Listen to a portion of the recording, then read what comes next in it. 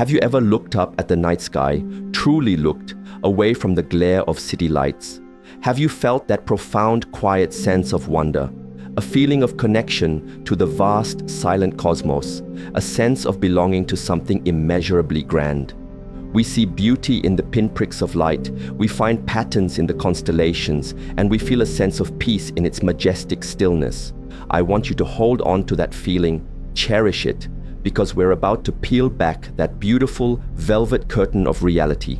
And what's hiding behind it, in the deep, dark spaces between the stars, is more bizarre, more unsettling, and frankly, more terrifying than your mind is prepared to accept. This isn't a journey into science fiction filled with bug-eyed monsters or malevolent alien empires. This is a journey into science fact. We're going to explore the fundamental laws of the universe, the very source code that writes our existence, and we're going to find the glitches, the paradoxes, and the cosmic secrets hidden in plain sight. We will confront the silent, invisible threats that drift unseen through the void. By the end of this journey, I promise you, the comfortable, solid reality you're sitting in right now will feel a little less solid, a little more fragile. You will learn that your very existence is a mathematical impossibility, a rounding error in the books of creation. You will discover that space itself, the very fabric of existence, is having a constant, microscopic, violent seizure. And you will be forced to confront the end of everything, an end that might not be a fiery bang, but a slow, cold, and silent descent into an absolute and eternal nothingness. If you're content with the world as you see it, if you prefer the comfortable illusion, then maybe this isn't for you.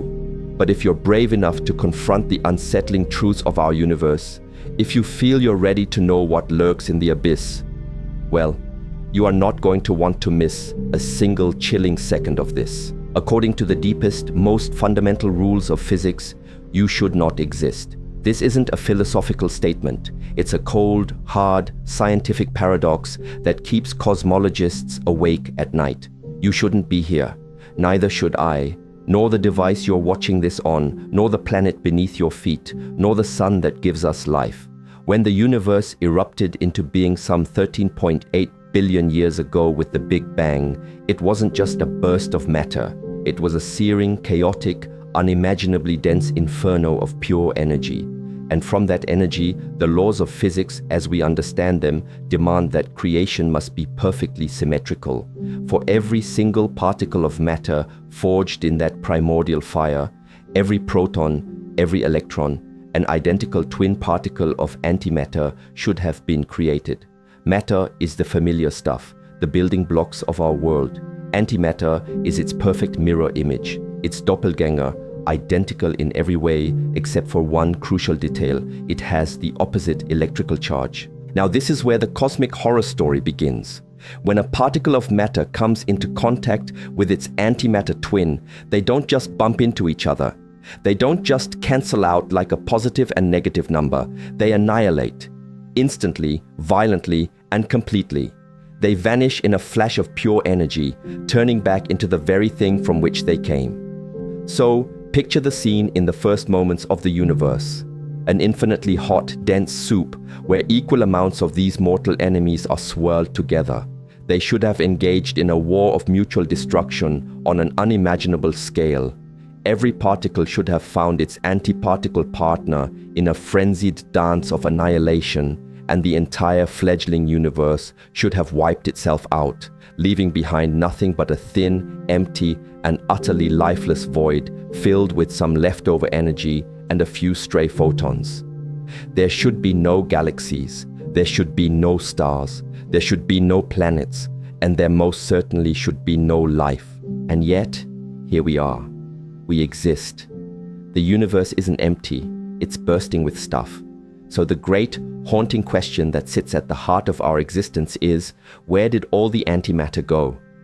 The leading theory is as simple as it is profoundly unsettling. It suggests that the perfect symmetry of creation had a tiny, almost imperceptible flaw, a glitch in the cosmic blueprint. For every 1 billion antimatter particles created, the universe, for some unknown reason, might have created 1,000,000,001 matter particles, just one extra survivor for every billion annihilations. Think about that. An imbalance so small it's almost meaningless, like a global election decided by a single vote. This minuscule asymmetry, this cosmic rounding error, is the reason for everything you have ever known. All of the leftover matter, that triumphant 1 in a billion survivor, clumped together over eons of cosmic evolution to become every star, every galaxy, every swirling nebula, and every single atom in your body. You are not a pristine creation. You are the universe's leftovers, the scraps that survived a cosmic apocalypse.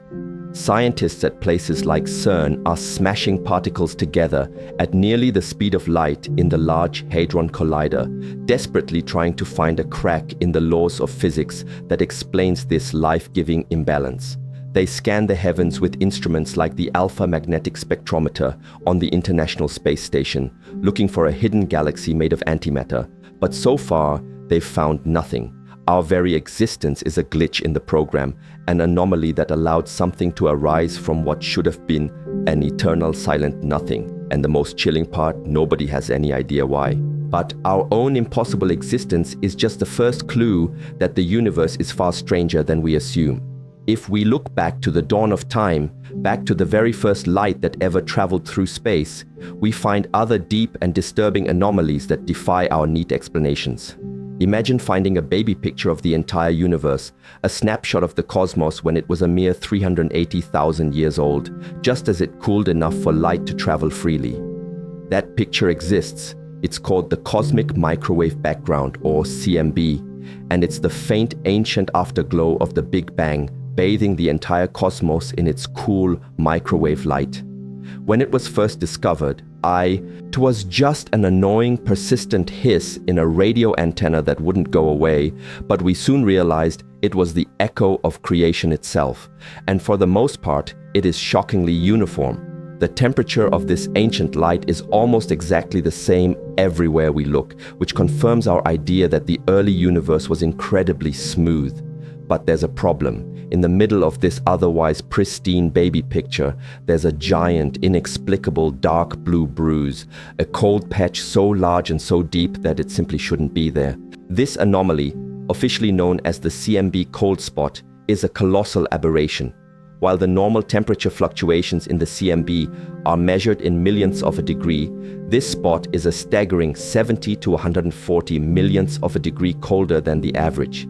It stretches across a region of the sky about 20 times the width of the full moon. It's a feature so large that the probability of it occurring by random chance in our standard models of cosmology is less than 1 in 1,000. It's a glaring error message in our understanding of the universe. So what could possibly cause such a giant, deep freeze in the fabric of the newborn cosmos? The most mainstream theory points to something called a supervoid, an unusually vast and empty region of space, billions of light years across, containing far fewer galaxies than normal. The idea is that as the ancient light from the CMB traveled through this immense emptiness, it lost a tiny bit of energy, a bit like a car losing speed going up a long hill. This loss of energy would make it appear colder to our telescopes. But here's the problem. Even after astronomers found a potential supervoid in that direction, the calculations still don't quite add up. The void doesn't seem to be big enough or empty enough to explain the full extent of the coldness. Something else is at play. This is where the explanations take a turn into the truly mind-bending, into territory that blurs the line between cosmology and science fiction. One of the most radical and intriguing possibilities is that the cold spot is not a feature of our universe, but rather the result of an interaction with another universe. In the grand theory of a multiverse, our universe is just one bubble in a vast, frothing cosmic foam of other bubble universes. This wild theory suggests that the cold spot could be a literal scar, a remnant from a time when our infant universe literally bumped into or became quantumly entangled with another bubble universe. It's a chilling thought, a tangible piece of evidence that our reality is not alone, and that we might bear the permanent mark of a cosmic fender bender from the dawn of time. The cold spot remains one of the most perplexing and haunting anomalies in modern astronomy. a constant cold reminder that the universe is far stranger and perhaps far larger than we ever dared to imagine. While these cosmic scale mysteries are mind-bending, the universe becomes even more immediately and personally terrifying when you consider what its raw, unfiltered nature would do to the fragile human body. Hollywood has, for decades, lied to you about what happens in the vacuum of space. We've all seen the dramatic scenes. An astronaut's helmet cracks, and they either instantly freeze into a human ice sculpture or explode like a water balloon in a spectacular, gory display. The truth is neither of those things. The clinical, physical reality of dying in the vacuum of space is far weirder, far more complex, and in many ways, much more disturbing. You wouldn't explode. The tensile strength of your skin is incredibly robust, more than capable of holding your body together against the internal pressure, and you wouldn't freeze instantly. In fact, you'd lose body heat very slowly. Space is a vacuum, which makes it a near-perfect insulator. The real killer, the one that gets you with horrifying speed, is the simple, brutal lack of external air pressure. From the moment of exposure, you would have about 10 to 15 seconds of useful consciousness before you black out from hypoxia, as the vacuum essentially starts pulling the oxygen directly out of your blood through your lungs. Those 15 seconds would be a waking nightmare of bizarre and terrifying sensations. The first thing you'd feel is the air in your lungs expanding violently. If you tried to hold your breath out of instinct, your lungs would rupture, forcing lethal air bubbles into your bloodstream. The only way to survive even a few seconds longer is to force yourself to exhale completely. At the same time, a grotesque phenomenon called ebulism would begin. The near zero pressure causes the boiling point of liquids to plummet dramatically. This would cause the thin layer of moisture on your tongue, in your eyes, and lining your lungs to literally boil away, not from heat, but from the simple lack of pressure.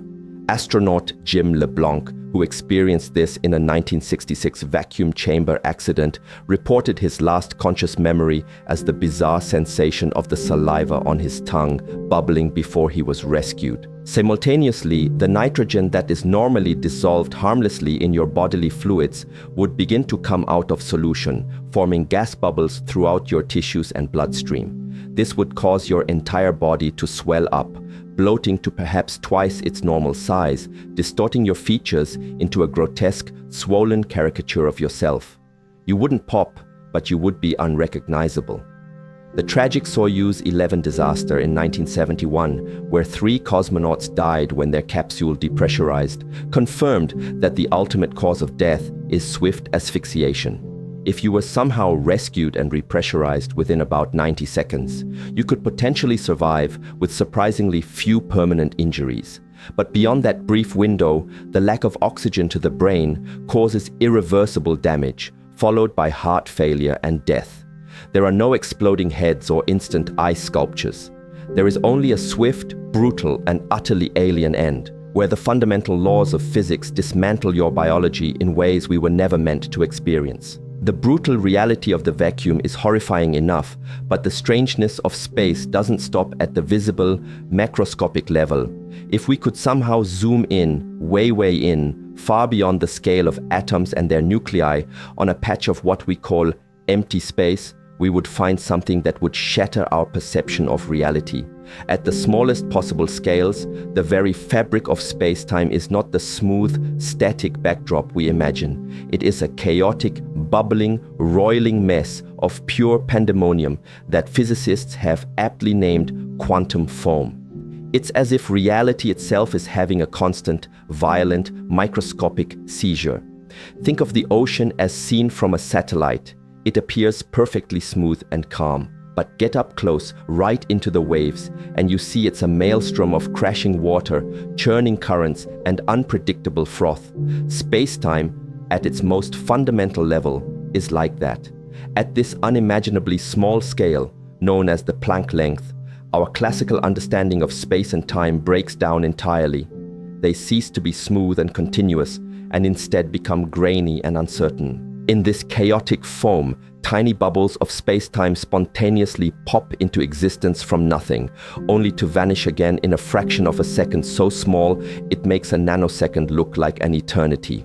In this roiling sea of uncertainty, the universe is constantly borrowing energy from the void to create pairs of virtual particles, matter and antimatter, which exist for an infinitesimal moment before annihilating each other to repay the debt. This constant, frenetic flux of creation and destruction is the foam. It's as if the universe is constantly glitching out, having a microscopic panic attack, with bits of reality flickering in and out of existence trillions upon trillions of times per second, everywhere, all at once. The smooth, stable, predictable world that you experience, the chair you're sitting on, the air you're breathing, is merely the statistical average of this underlying, fundamental chaos. Your entire reality is built upon a foundation of countless, microscopic seizures in the very fabric of existence. This isn't happening in some far-off corner of the cosmos. It's happening right now, in the space between your eyes and this screen. It's happening inside the atoms of your own body. And this leads to a terrifying question that keeps physicists up at night. What would happen if, just once, one of these tiny quantum bubbles didn't pop? What if a glitch in space-time, a temporary bubble of warped reality, suddenly expanded? Could it be the seed of a new universe? Or could it be a tear in our own, swallowing everything? We simply don't know. This underlying chaos is a constant, theoretical weirdness that defines the very nature of space. But there are other threats out there that are far more tangible, lurking in the darkness thousands of light years away, ready to unleash unimaginable destruction. Imagine a cosmic sniper, powerful enough to sterilize a hemisphere of a planet like Earth. It has its sights trained on us, but we can't see it, we can't detect it. And if it decides to pull the trigger, we would have absolutely no warning. This isn't science fiction, this is the terrifying reality of a gamma-ray burst, or GRB. These are, without exaggeration, the most powerful and violent explosions in the universe since the Big Bang itself. In a matter of seconds, a single GRB can release more energy than our sun will in its entire 10 billion year lifetime. These cataclysms are thought to be caused by one of two hyperviolent events: the collapse of a massive, rapidly spinning star into a black hole known as a hypernova, or the cataclysmic collision of two ultra-dense neutron stars. But this isn't an explosion that radiates in all directions like a bomb. It's a focused, narrow beam of intense gamma radiation, like a cosmic death ray, fired across the cosmos. This focused nature makes it a game of cosmic lottery. You only die if you happen to be in the crosshairs. And here is the truly terrifying part. We wouldn't see it coming. The gamma rays themselves are a form of light, but they are far too energetic for our eyes to see, and they travel at the speed of light. There would be no flash in the sky, no incoming warning siren. One day the sky would be blue, and the next our world would be under a silent, invisible siege. The GRB wouldn't burn the surface of the Earth directly. Instead, it would wage war on our atmosphere. The high-energy gamma rays would slam into the nitrogen and oxygen molecules of our upper atmosphere, tearing them apart through a process called photodissociation. These reactive atoms would then reform into vast quantities of nitrogen oxides, creating a thick, reddish-brown, poisonous smog that would shroud the planet, blocking a significant portion of sunlight and potentially triggering a rapid global cooling event or a cosmic winter. But the far scarier long-term effect would be the complete and total annihilation of our planet's protective shield, the ozone layer. These newly formed nitrogen oxides are incredibly effective at catalytically destroying ozone. Within months, it's estimated that a direct hit from a nearby GRB could obliterate more than half of the ozone layer globally, and up to 90% in some regions.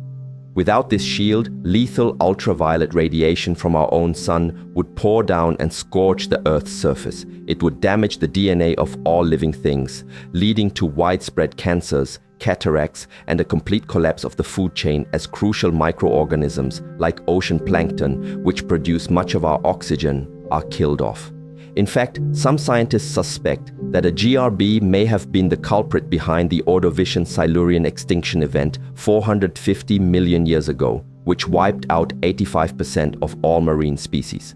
The evidence fits, and because we can see these events happening in distant galaxies but can't predict them in our own, it's like living with the knowledge that an undetectable, invisible death ray could sweep over us at any moment, without any warning at all. A gamma-ray burst is a terrifyingly distant threat, a sniper's bullet from across the galaxy. But there are other invisible monsters much closer to home, silently hurtling through the darkness between the stars of our very own Milky Way. Imagine a cosmic cannonball, a perfect sphere of darkness millions of times heavier than our sun, moving at incredible speeds, completely silent and utterly invisible. It consumes all light and emits no light. It is a ghost in the cosmic graveyard, a hole in the fabric of space itself, untethered to any star system or galactic center. These are rogue or wandering black holes, and our galaxy is teeming with them. Unlike the supermassive black holes that patiently anchor the centers of galaxies, these cosmic wanderers have been violently ejected and sent careening through interstellar space.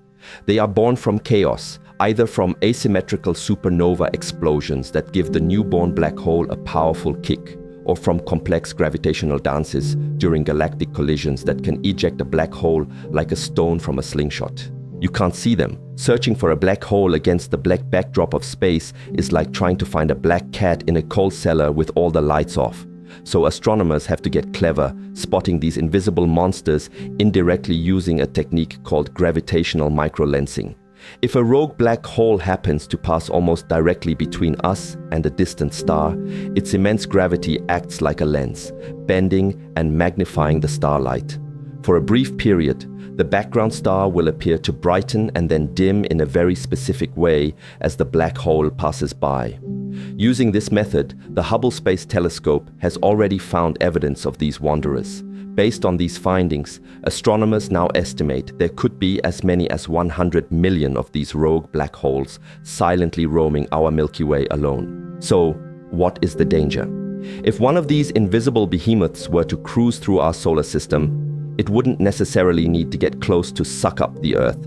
The more likely and equally devastating scenario is pure, unadulterated gravitational chaos. Its immense gravity would scramble the delicate clockwork orbits of our solar system, disrupting everything like a bowling ball rolling across a billiard table. Earth could be violently ejected from the solar system, sent tumbling into the cold, dark abyss of interstellar space to freeze and die. Or, just as easily, it could be nudged into a new decaying orbit that sends us spiraling into the fiery furnace of the sun. Even a distant pass could be catastrophic. It could perturb the Oort cloud, the vast spherical shell of trillions of icy comets at the extreme edge of our solar system, and send a devastating non-stop shower of planet-killer comets raining down on the inner planets, a bombardment that could last for millennia. And the scariest part of all, we would have almost no warning of its approach. It would be a silent, invisible gravitational monster whose arrival we might only recognize when the stars in our sky begin to shift in strange, unnatural ways. And by then, it would be far, far too late. Surviving a rogue black hole or a gamma-ray burst would be a matter of sheer cosmic luck. But even if humanity dodges every single bullet the universe throws at us for billions of years, we cannot escape its ultimate fate. Think about the end of everything. Not just our world, but everything. The most probable destiny for our universe, according to our best understanding of physics and cosmology, is not a fiery apocalypse or a dramatic cosmic crunch. It is likely far less dramatic and infinitely more profound. It is a slow, drawn-out, silent fade into complete and utter darkness. Scientists call this grim future the heat death of the universe, and it is the inevitable final chapter of an ever-expanding cosmos. Driven by the mysterious force we call dark energy, the universe is expanding at an ever-accelerating rate. So, what happens when this process continues for trillions upon trillions of years? First, on a timescale that is already hard to comprehend, all the galaxies outside our local gravitationally bound group will be pushed so far away that their light can no longer reach us. They will recede over the cosmic horizon, vanishing one by one until the night sky for any future civilization is completely black and empty, with only the stars of their own dying galaxy for company. Then, over trillions of years more, the age of light itself will come to an end. All stars will exhaust their nuclear fuel. They will all die, leaving behind a vast, dark graveyard of stellar corpses, cold, dead black dwarfs, ultra-dense neutron stars, and isolated black holes, all floating in an endless, silent, and expanding void. But even that is not the end. Over truly unimaginable timescales so long that the current age of the universe would be an insignificant blip, even these remnants will decay. Black holes, the great survivors, are not eternal. They will slowly evaporate through a process called Hawking radiation, shrinking over countless eons until they vanish in a final tiny pop of energy. If theories about proton decay are correct, the very building blocks of matter itself will fall apart. Atoms will dissolve into their constituent particles. What's left will be a cold, dilute, featureless soup of loose, fundamental particles, photons, neutrinos, and leptons, drifting aimlessly in an ever-expanding, ever-cooling void. This is the heat death. All energy and heat will have spread out so evenly that no temperature differences exist anywhere. And without a temperature gradient, no work can be done. A water wheel only turns if water flows from a high place to a low place. If the water is level, it stands still. The universe will become a perfectly still, level pond at a temperature just fractions of a degree above absolute zero. No movement, no processes, no complexity, no life, no thought, just eternal, unchanging stillness. Everything that ever was, and everything that ever could have been, ends not in fire, but in a cold, dark, and perpetual silence. That slow, quiet, melancholic end is the most likely scenario. But physics, in its cruelty, offers another, far more violent possibility for how it all concludes. The expansion of the universe, driven by dark energy, could go completely and utterly haywire. This theory, known as the Big Rip, imagines an end that is the polar opposite of a slow fade. It is an end of cosmic universal destruction, where the very fabric of reality is torn to shreds. The key to this terrifying scenario is a hypothetical, even more aggressive form of dark energy that physicists have chillingly named phantom energy. Unlike the dark energy we think we have, which has a constant density, phantom energy would grow stronger and more repulsive as space expands, creating a runaway feedback loop of exponential acceleration that becomes an unstoppable, all-powerful force. In this scenario, the end would come with a terrifying escalating timeline of destruction. For billions of years, the effect would be subtle. But in the final stages, things would unravel with horrifying speed. About 60 million years before the end, the repulsive force of expansion would become so great that it would overcome the gravity holding galaxies together. Great cosmic structures like our Milky Way would be unraveled like a ball of yarn, their stars flung into the rapidly expanding void. Then, about 3 months before the final rip, the expansion would become powerful enough to overwhelm the gravity of individual stars. Solar systems would become unbound. From the perspective of a future Earth, the sun would be torn from the sky, and our planet would be sent flying off as a rogue world into the onrushing darkness. Just 30 minutes before the end, the planets themselves would succumb. The force of the phantom energy would become stronger than the gravitational and chemical bonds holding worlds like Earth together, and they would explode into flying chunks of rock. In the final, tiny fractions of a second, the chaos would reach the atomic and subatomic level. The expansion would overcome the electromagnetic force that binds atoms. Electrons would be stripped away from their nuclei. Then, in the last infinitesimal moments, the strong nuclear force, the most powerful force in nature, would be overwhelmed. Atomic nuclei themselves would be torn apart into individual protons and neutrons. An observer, in their final horrifying moments, would witness their own body, and everything around them being pulled apart, molecule by molecule, then atom by atom. Finally, in the ultimate cataclysm, the very fabric of space-time itself, the stage on which all of reality plays out, would rip apart. The universe would simply cease to exist in any meaningful way, as the concept of distance and space breaks down completely.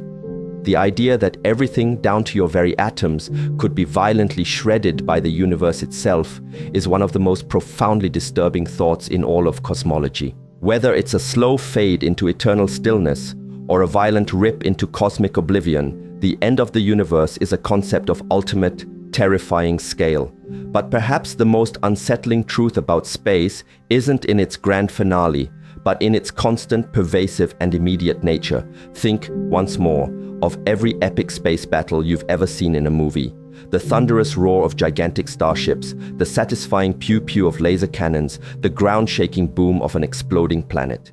It's thrilling, it's dramatic, and it is an absolute and complete lie. The true nature of space is, for the most part, defined by something far more unsettling, a profound, deep, and terrifying silence. Sound, as we experience it, is a vibration, a pressure wave that needs a medium to travel through: air, water, a solid object. Sound is a story told from one molecule to the next, a chain of whispers passed through a medium.